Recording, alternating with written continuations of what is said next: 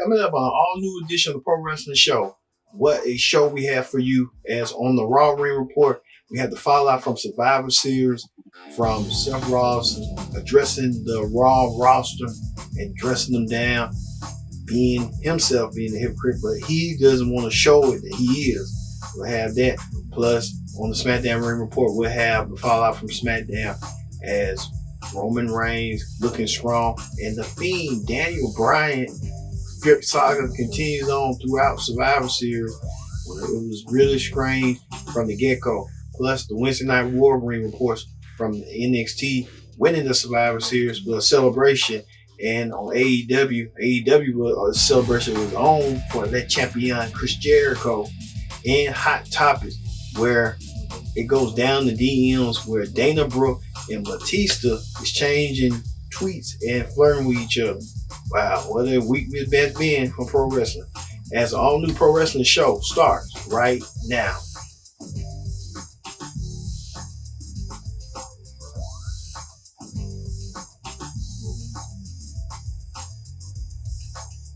Welcome to the Pro Wrestling Show. Once again, I'm your host as always, Kendrick Diggs here.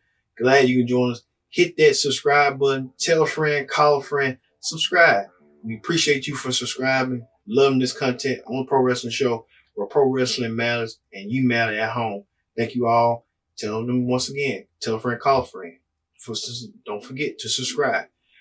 Don't forget to use the hashtag Pro Wrestling here on Connect. Let's get to the Monday Night Ring Report. Monday Night Raw Ring Report.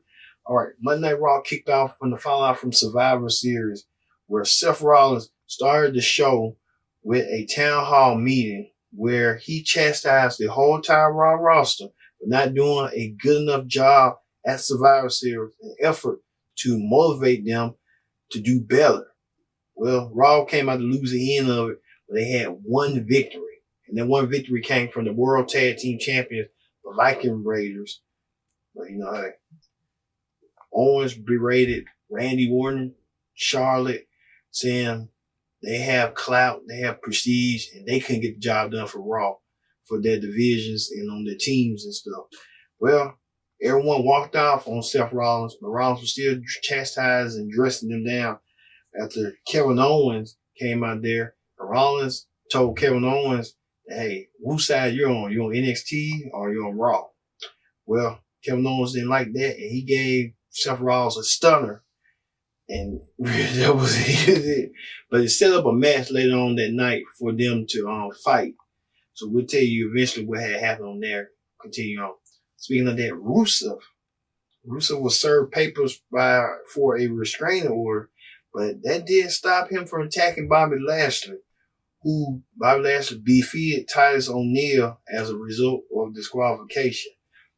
The match was ending, but Rusev led a lasting impression, getting arrested, and he had tagged Bobby Lashley throughout the stage and ended up tagging Bobby Lashley through causing Bobby Lashley to have a ricochet effect. So this Rusev Bobby Lashley thing is heating up with Lana in the mix of it.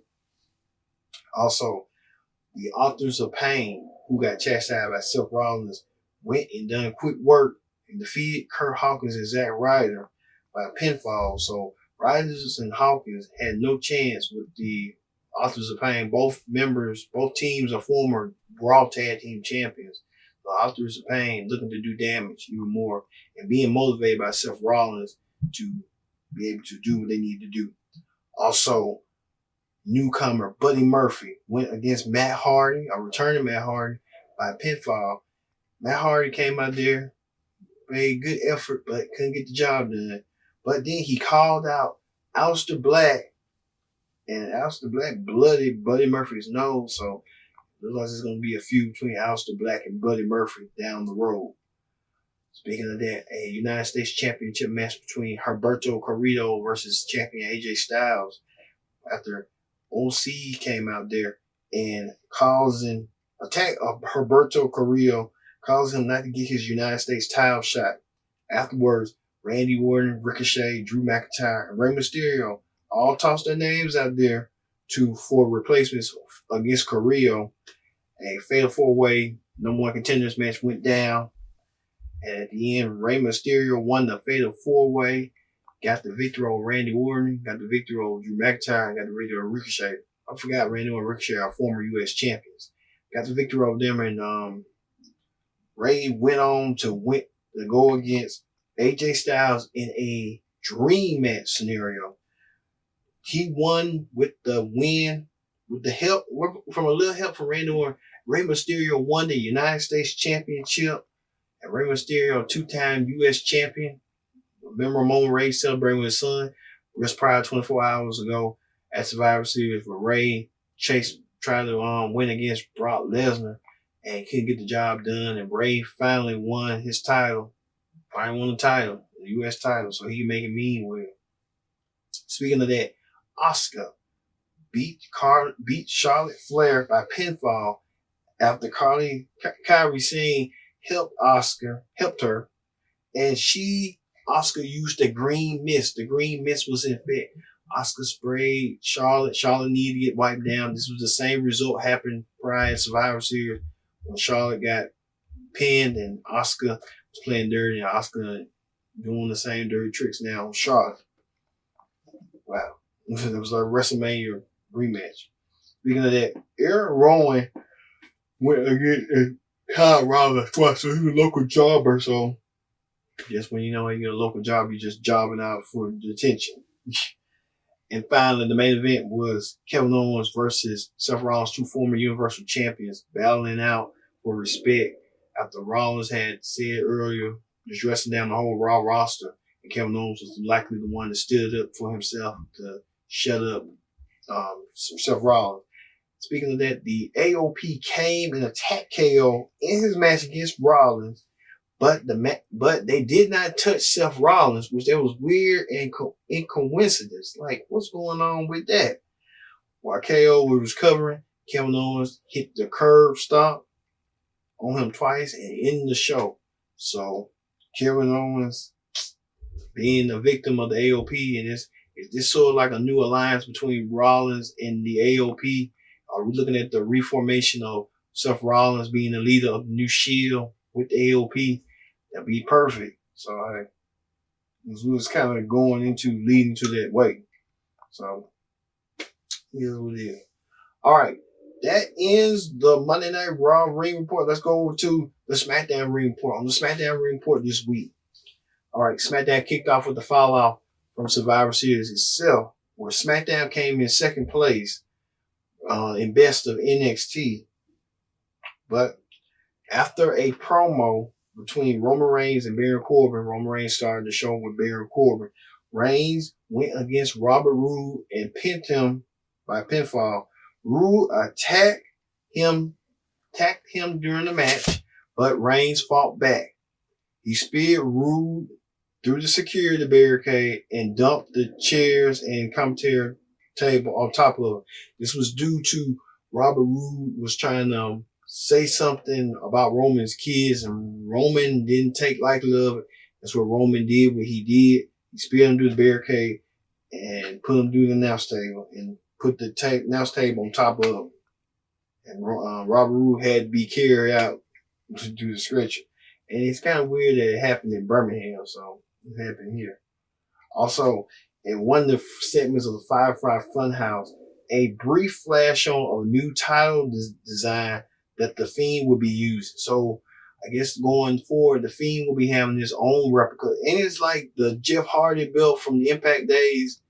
And now The Fiend has his own version of a belt of his world title, the universal title of his whole face. Wow. Yeah, right.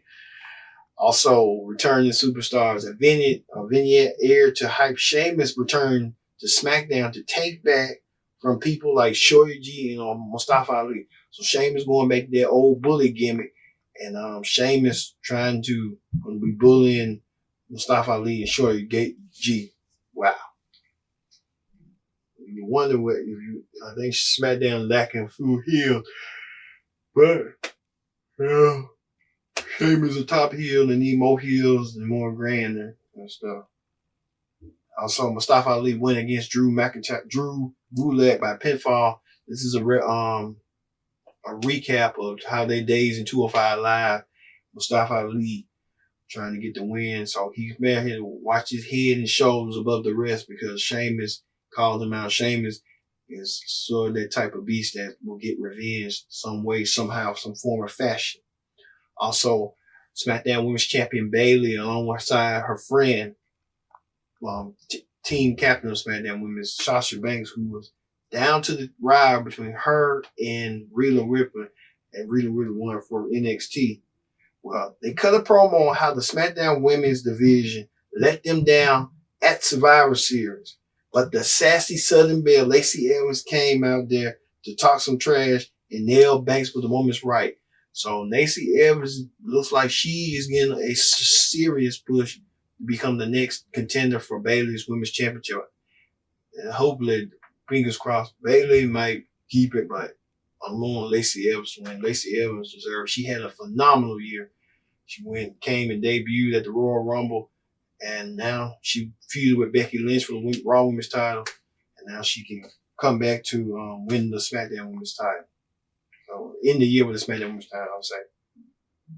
Also, backstage, Drake Maverick tried to kiss Dana Brooke under the mistletoe.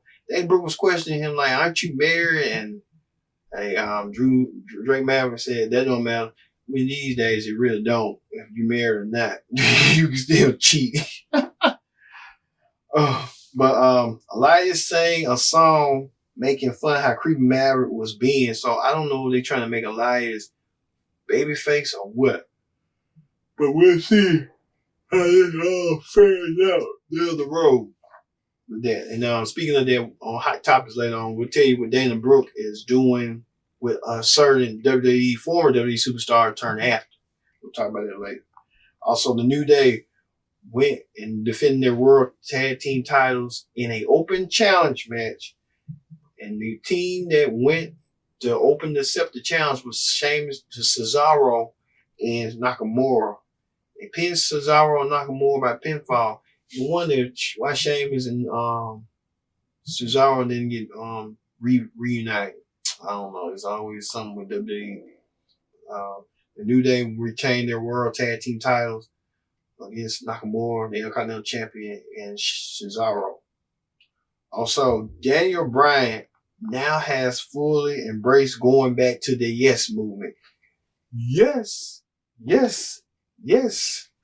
And the Fiend, due to the Fiend, as a result of passionate fans at Survivor Series, the Fiend attacked Daniel Bryan out of nowhere and pulled him under the ring before ripping clumps of his hair. So you have to wonder, like, Daniel Bryan will get another title match, and we'll talk about that when the predicted outcome for TLC and how Daniel Bryan will fare. But the Fiend playing more mind games, and someone made an interesting note about it, like, when the Fiend re-debuted, he went against Finn Balor at SummerSlam, and now you see Finn Balor in NXT, breaking out chaos and turning heel. He went against Seth Rollins and turned him heel on Raw, and now he's doing with Daniel Bryan from the Animal Planet, Captain Planet situation, and now Daniel Bryan is more, I would say, more going back to the Yes movement. So I guess this Fiend doing a lot as being Universal Champion. So hey, Fiend's work for the Fiend. We'll see on that. All right. That ends the SmackDown Raw Report. When we return, we'll have the Wednesday Night War Report from NXT and AEW and Hot Topics. When all this for the Pro Wrestling Show continues. Stay tuned.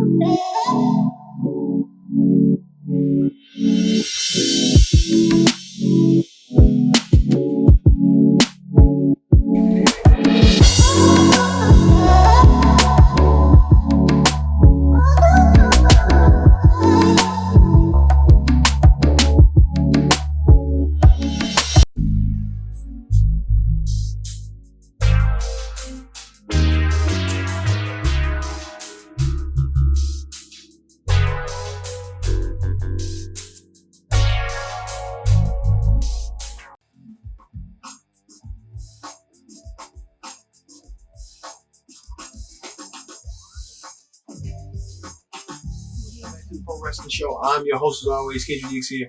Glad you can join us. Use the hashtag Pro Wrestling here. Hey, thank you all for watching. And don't forget to subscribe. Subscribing is caring and sharing. We thank you all once again for watching the Pro Wrestling Show this week. All right, let's get to the NXT Ring Report. On the NXT Ring Report this week, the show started as the NXT roster as Josh Williams, that dude that be on the production or something like that, celebrate NXT win at Survivor Series. The Undisputed Era interrupted and said no one deserved that praise except themselves. Tommaso Ciampa came out there and spoke about how War Games was at the beginning, the end of them, and they will start losing their titles with the tag belts. Then Strong came. Then Goldie would come home to him. Finn Balor came out and set up a match between him and Ciampa for the main event. So there was going to be a phenomenal main event coming up for sure. Well, Roger Strong substituted for Bobby Fish, who was injured at the start of the match. And Kyle O'Reilly retained the NXT tag team titles over enemies turned friends Dominic Dijakovic and Keith Lee by pinfall. Also, Mansoor defeated Shane Thorne by pinfall. Wow. Mansoor, they're pushing Mansoor. Also, Candice LeRae beat Dakota Kai by disqualification after Kai used Tegan Nox's knee brace as a weapon. See, this is coming out the heels when Dakota Kai turned heel and turned on Tegan Nox and attacked her and took her neck brace and took her legs off. Took her, trying to damage her legs. She continued to attack cameras until Rhea Ripley made the same. Rhea Ripley thought that Tegan thought Dakota Kai was the weak link, but Dakota Kai probably felt some type of way and felt indifferent than that. So we'll see on that. Also, Leo Rush retained his Cruiserweight Championship against Akira Tozawa. And Leo Rush still having his mind focused on Angel Garza after Angel Garza said disparaging words towards his wife. So we'll see on that end. Also, Xia Li beat Vanessa Bourne by pinfall, then was attacked by Shayna Baszler, Maria Shera, and Jessica Duke. Baszler cut a promo on beating Becky Bayley and Becky Lynch at Survivor Series, and Rhea Ripley came out to challenge her. Baszler said that she would beat her like everyone else, but opted to walk away instead to do the fight, doing the right thing. So this is going to be a phenomenal. Rhea Ripley and Shayna Baszler both had an amazing night Survivor Series. They won for their brand, but now since Survivor Series is over, they can focus on each other. Rhea Ripley winning for the women's team at Survivor Series elimination match, and Shayna Baszler winning the triple threat match over the SmackDown Women's Champion Bayley and the Raw Women's Champion Becky Lynch. But Becky Lynch saying this is far from over, so we'll see them down the road down soon. But it's interesting to see Rhea Ripley. She's the next star of the women's division. I'll tell you that they really taking care well with Rhea Ripley at the helm. Also, Finn Balor beat Tommaso Ciampa by pinfall with a little help from Adam Cole. However, after the match, Balor kicked Cole in the head to show that he's not part of the Undisputed Era. So Finn Balor is a lone wolf. He walks alone, and Finn Balor looking to make a statement. I say look forward to see a triple threat match between these three at the next NXT TakeOver and stuff. So look for that. All right. That ends the NXT Ring Report. Let's go to the AEW Ring Report. All right. AEW Ring Report. Let's give you a quick recap. That on AEW was not only was another celebration for late champion Chris Jericho for Thanksgiving. Jericho was introduced by Virgil, and normally they like to call him Soul Train Jones and stuff. But he introduced Jericho in his inner circle. He came out there and they was giving out presidency, but SCU interrupted the party and attacked Soul Train Jones, and one of them used the $1 Million Dream on Soul Train Jones. Reminiscent of Ted DiBiase, because Soul Train Jones was his valet, his bodyguard. So, that. So they was hyping up the match between Jericho versus Scorpio Sky for the world title and stuff. What else happened?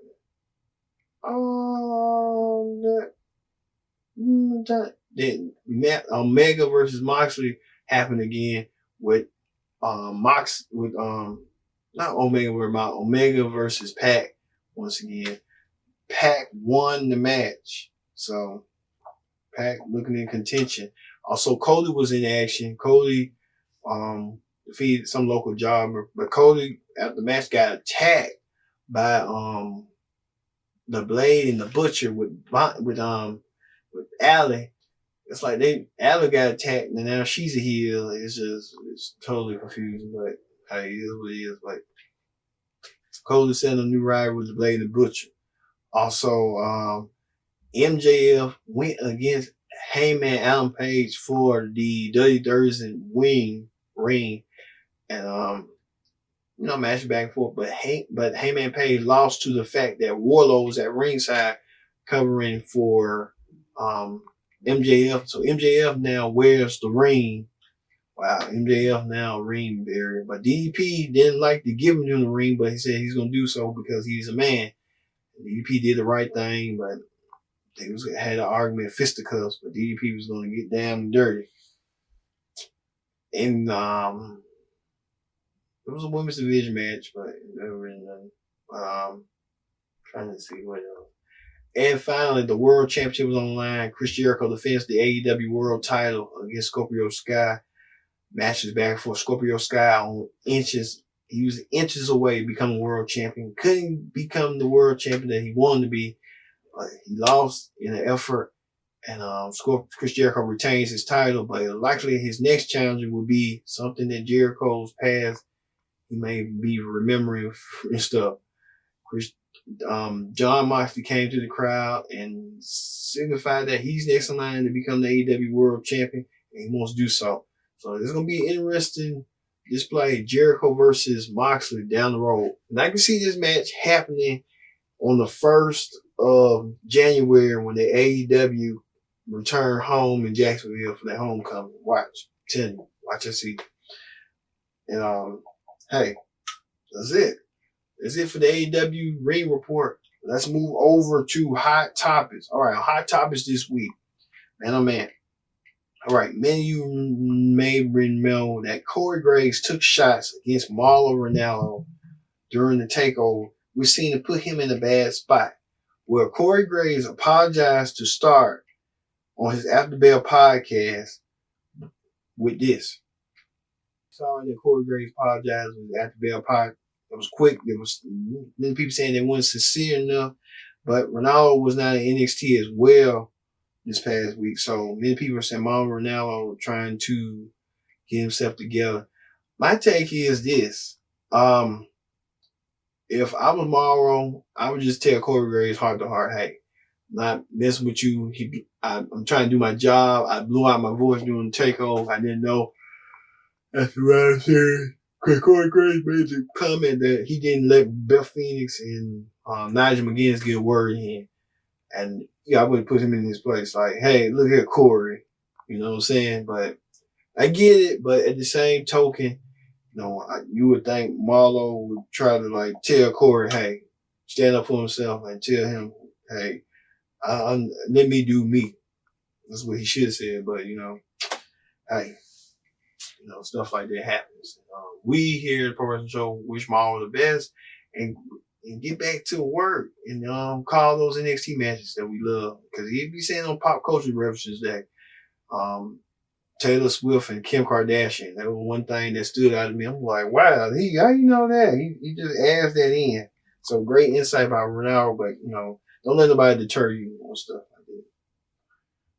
Also, the upcoming Worlds Collide special that replaced NXT TakeOver in Houston during the Royal Rumble weekend will be dubbed NXT versus NXT UK, and it will feature the two rosters trying to fight out for brand supremacy, like House Survivor Series. So the NXT TakeOver special will move to Sundays in February, and will start in the Portland showcase. So I'm expecting Finn Balor versus Johnny Gargano, and what else? Tommaso Ciampa versus Adam Cole. Okay. All right. In other news, AEW being investigated by the Maryland Athletic State Commission. Well, this comes reports after Chris Cruz saying that in a match between Kenny Omega and John Moxley during that non-sanctioned match, and more blood and more blade. So I guess the state of Maryland trying to investigate and see if any activity had went down. So, and then Chris Cruz, a former WCW announcer, why would you want to rat AEW? But hey, to each his own. To each his own, man. To each his own. Also, EC3 suffered a concussion. So EC3 will be out for a minute. Many people were speculating EC3 made a post that, many people are speculating that he might leave, but he never mentioned he was going to leave. So we'll see on that end. Also, Lana re-signs with WWE for the next 5 years. So Lana, holding down Pac. So Lana in that current hot, heavy storyline that many fans love, many fans hate. So about Lashley and Rusev. So could, what more can Lana bring to the table? Also, AEW getting its own, trying to get WCW trademarks and stuff, and not living by his own identity, but trying to be a second coming of WCW. My thing is this.